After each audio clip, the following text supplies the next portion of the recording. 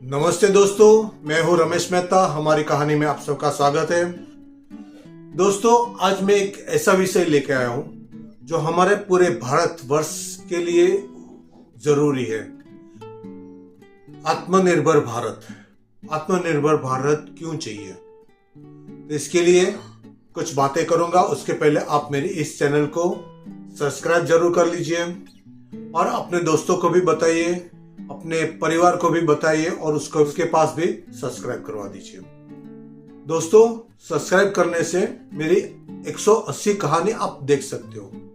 जैसे ही आपने सब्सक्राइब किया है ना, तो नीचे YouTube में सब्सक्राइब का एक छोटा सा बटन दिखेगा, वो ऑन करोगे ना तो पूरी सब्सक्राइब जिसको किया होगा ना वो सारा खुल जाएगा और उसमें से मेरा फोटो लिखा होगा और उसको दबाओगे ना तो मेरी सारी 180 कहानी खुल जाएगी और उसके अंदर मैंने जो भी बात बताई है वो सब आपको बताएगी। मैंने भारतीय जनता पार्टी का पूरा इतिहास बताया था, मंदिरें, हमारी ज्योतिर्लिंग, माताओं जी के मंदिर, वो सारी बातें बताई थी।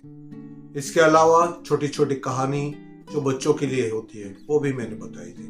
तो चलो शुरू करते हैं। आत्मनिर्भर भारत क्यों होना चाहिए? अगर हम आत्मनिर्भर नहीं होते तो क्या होता? आत्मनिर्भर भारत का अभाव की वजह से भारत न केवल आर्थिक रूप से कमजोर बनता है बल्कि यह राष्ट्रीय सुरक्षा, रोजगार और सामाजिक विकास को भी प्रभावित करता है। आत्मनिर्भरता भारत को सशक्त और स्वतंत्र भविष्य के लिए तैयार करता है। यदि भारत आत्मनिर्भर नहीं होता तो इसके लिए कई नकारात्मक प्रभाव हो सकते हैं। ये प्रभाव आर्थिक, सामाजिक और राजकारणीय हर जगह दिखाई देगा। सबसे पहले देखते हैं आर्थिक नुकसान क्या होता है। आयात पर अत्यधिक निर्भरता हो जाएगी।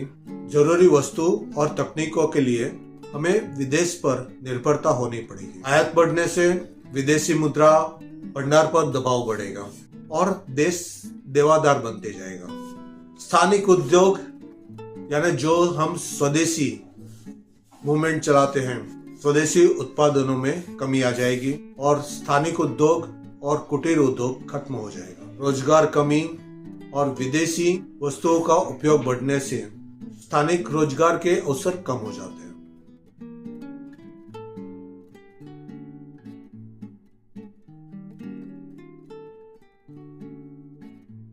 फिर दूसरी बात है, राष्ट्रीय सुरक्षा पर भी प्रभाव पड़ता है। रक्षा उपकरणों और तकनीकों के कमी के वजह से दूसरे देशों पर निर्भरता रहना पड़ता है। इसके वजह से हमारी सुरक्षा कमजोर हो सकती है। युद्ध और आपातकालिक स्थिति में भारत के पास स्वदेशी उपकरण न होने से हमें काफी इंतजार करना पड़ता है और कोविड का उदाहरण तो आप लोग ने देख ही लिया है। साइबर तकनीक के खतरे बढ़ जाते हैं। आप जानते हो, गूगल, यूट्यूब, फिर इंस्टाग्राम, वैसे हम बहुत सारे विदेशी तकनीक को उपयोग करते हैं और उसके वजह से गूगल को सब पता है कि आप कहाँ हो, कैसे हो, क्या है कर रहे हो, सारी चीजें उसको पता है। अगर हम इसके ऊपर निर्भर हो जाते हैं, लगता है हमें बहुत अच्छा लगता है कि हमें हर एक चीज सुविधा से मिल रही है, मगर उसकी हम गुलाम बन जाएंगे। तो हमें खुद को अपना गूगल खड़ा करना पड़ेगा, अपनी यूट्यूब खड़ी करनी पड़ेगी, व्हाट्सएप खड़ा करना पड़ेगा। हमारी सारी जो गुप्तता है वो सब आप उसके हाथ में दे रहे हो, उसकी जगह हम अपने आप में सुरक्षित हो जाएंगे। आततीय निर्भरता के लिए डेटा और गोपनीय खतरा बढ़ जाता है। विदेशी आपूर्ति चेन बाधित होने पर जरूरी वस्तु, दवाइयाँ, चिकित्सा उपकरण समय पे नहीं मिलता और कभी कभी तो बहुत महंगा मिलता है। कृषि क्षेत्र में आत्मनिर्भरता न होने पर खाद आयात करना पड़ता है, जिससे हमारी महंगाई बढ़ती है और उसको रोक पाना तो बहुत ही मुश्किल हो जाता है। ग्रामीण और छोटे उद्योगों पर भी प्रभाव पड़ता है।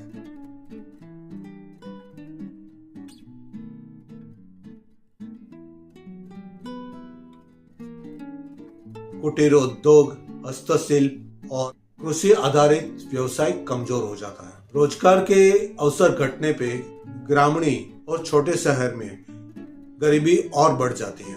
वैश्विक दबाव का खतरा भी रहता है। आयात निर्भरता के ऊपर से अन्य देशों का प्रभाव हमारे ऊपर बढ़ जाता है। राजकीय और आर्थिक दोनों दबाव बढ़ते हैं। फिर हमें विदेशी नीतियों पर काम करना पड़ता है। आयाती वस्तुओं के ऊपर अधिक खर्च होने के कारण महंगाई बढ़ेगी, स्थानिक बाजारों में अस्थिरता रहेगी, क्योंकि उनकी प्रतिस्पर्धा में विदेशी चीज सामने उपलब्ध रहेगी। तो हमें आत्मनिर्भर होने पर क्या लाभ मिल सकता है वो भी तो देख लें।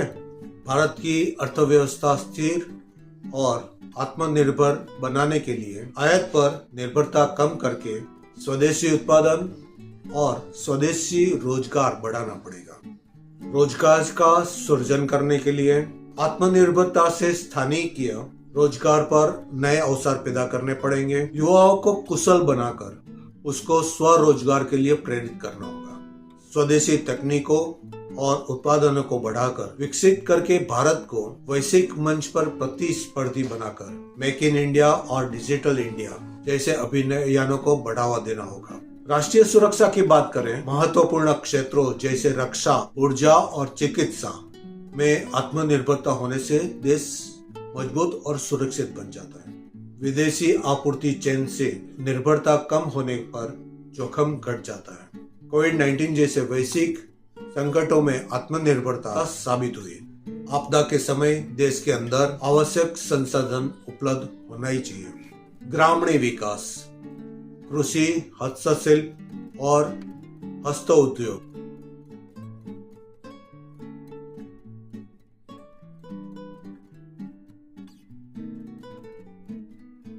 छोटे उद्योग में आत्मनिर्भरता को प्रोत्साहन करना पड़ेगा।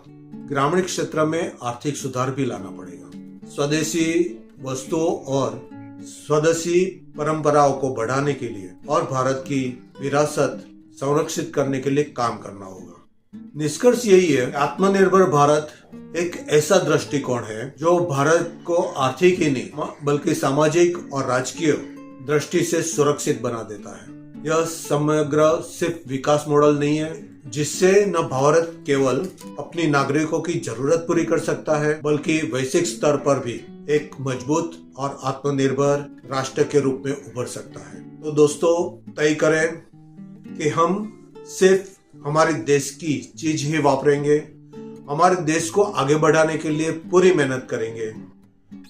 नौकरी पाने की जगह ज्यादा से ज्यादा हम स्वयं रोजगार को बढ़ावा दें और अच्छे से अच्छा काम करके देश को आगे बढ़ाएं। दोस्तों, फिर एक कहानी लेकर आऊंगा और आत्मनिर्भर भारत के लिए और भी बहुत सारी बात करनी है तो वो भी करेंगे।